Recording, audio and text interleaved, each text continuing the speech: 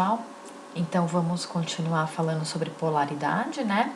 A gente viu no vídeo anterior que mesmo havendo ligações polares em uma molécula, pode ser que ela seja apolar, como no caso do CO2. Ou seja, pode ser que o momento dipolar resultante seja zero. Eu vou mostrar agora nesse vídeo alguns exemplos e a gente vai analisar cada um deles e definir se a molécula vai ser polar ou não. Então aqui a gente tem alguns exemplos, Eu vou começar pela mais simples, né? É o HCl. Então é uma molécula diatômica. Nesse caso não há muito segredo, né? Só tem 2 átomos na molécula e eles são diferentes. Se eles são diferentes, há diferença de eletronegatividade. No caso aqui, o cloro é mais eletronegativo do que o hidrogênio, o que significa que ele puxa os elétrons, né, mais para próximo de si. E a gente representa isso com uma setinha em direção a ele. Essa setinha indica que a maior densidade eletrônica está em torno do cloro, né? E não tem nenhuma outra seta, porque só tem uma ligação, né? Não tem só tem 2 átomos aí, não tem nenhuma outra seta que possa anular essa. O que significa que o momento de dipolo resultante é diferente de zero. Não tem outra para anular. E aí, nesse caso, sem sombra de dúvidas, a molécula é classificada como polar.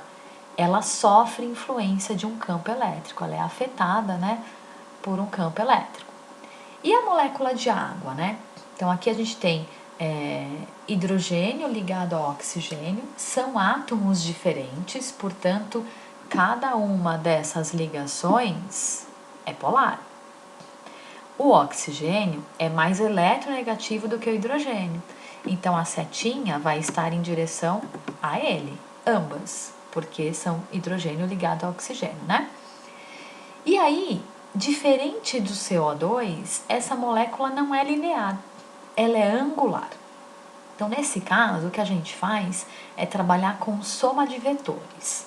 Como é que a gente faz? Vetor, né, para quem ainda não viu, são setas que têm uma intensidade, ou seja, tem um tamanho, vamos dizer assim, tem uma direção e tem um sentido, né? E aí, quando a gente vai fazer soma de vetores, a gente pega essas setas, qualquer uma delas, transfere, estou transferindo aqui para baixo, então eu peguei essa setinha aqui e transferi para cá. E vou colocar a outra somada a ela, como onde ela termina, vai começar a outra. Então, eu vou colocar aqui, ó. Essa aqui terminou aqui, onde ela termina, começa a outra. Só tenho 2 setas. Então, essa seria a soma das duas. Percebam que ficou um buraco? Quando fica um buraco, fica um vão, significa que elas não se anulam. E aí existe uma resultante aqui que não é zero. Se elas tivessem se anulado, não teria esse buraco. Eu vou mostrar um exemplo para vocês daqui a pouco. Como ficou esse buraco, existe uma distância entre elas aqui, que é o que a gente chama de momento de dipolo resultante, que é a seta azul. Que é diferente de zero, porque ficou um buraco, ela existe. Se fosse zero, ela não existiria.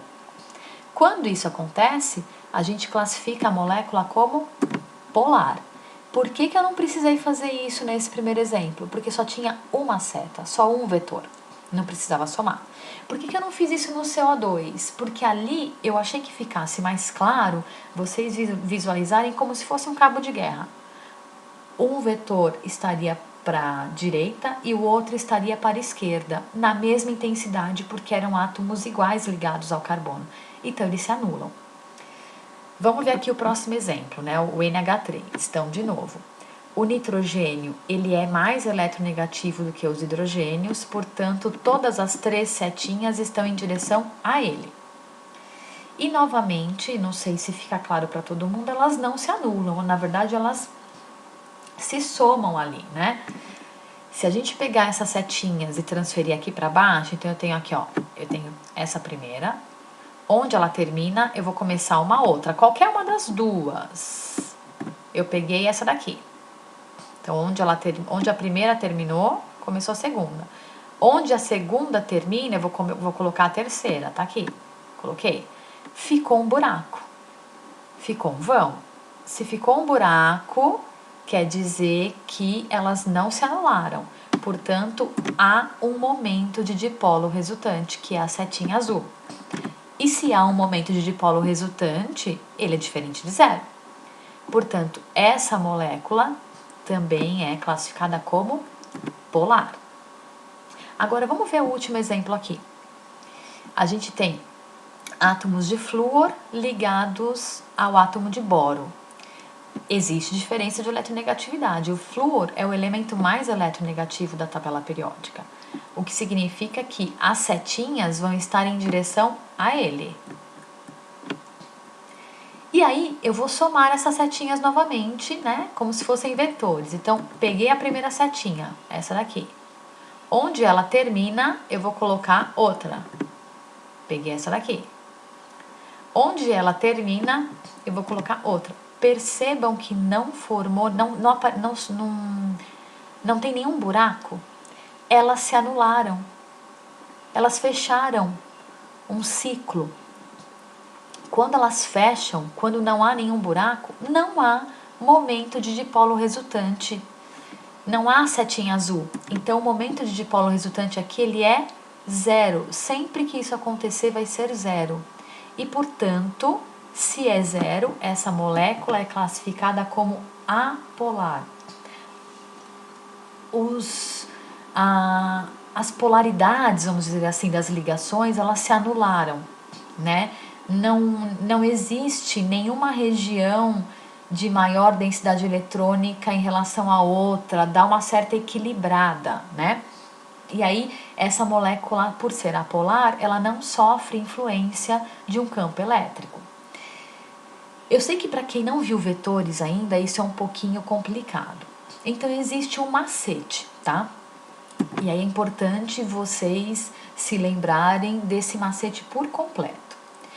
Se a gente tiver moléculas em que os ligantes do átomo central, forem iguais, então aqui ó, os ligantes são iguais? São, a gente tem hidrogênios ligados ao oxigênio, são iguais. Aqui os ligantes são iguais? São, a gente tem átomos de hidrogênio ligados ao nitrogênio. Aqui os ligantes são iguais? São, a gente tem átomos de flúor ligado ao átomo de boro.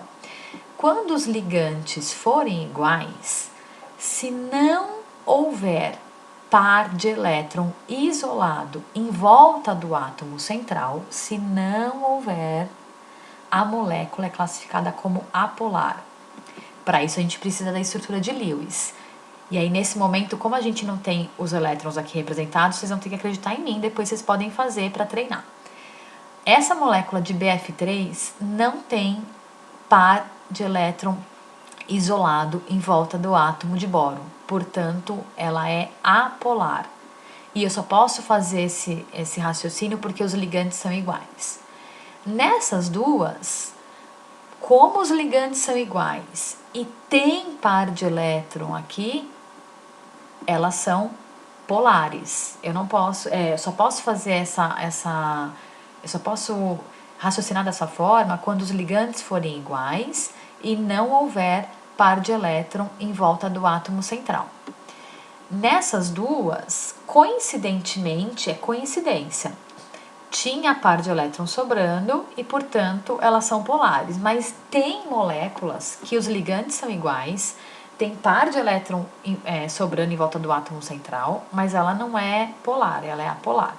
Então, você só vai conseguir fazer esse raciocínio se os ligantes forem iguais e se não houver par de elétron em volta do átomo central, como é o caso aqui. Eu deixei uma listinha de exercício para vocês treinarem. Eu preciso que vocês treinem, é importante que vocês treinem, porque não é um assunto realmente muito trivial. Treinem bastante e não deixem de tirar as dúvidas, por favor, ou no nosso horário de atendimento ou no fórum. Eu tô aqui para tirar as dúvidas de vocês, não deixem passar, tá bom? E mais uma vez, exercitem. Espero que vocês tenham entendido. Um abraço e até mais!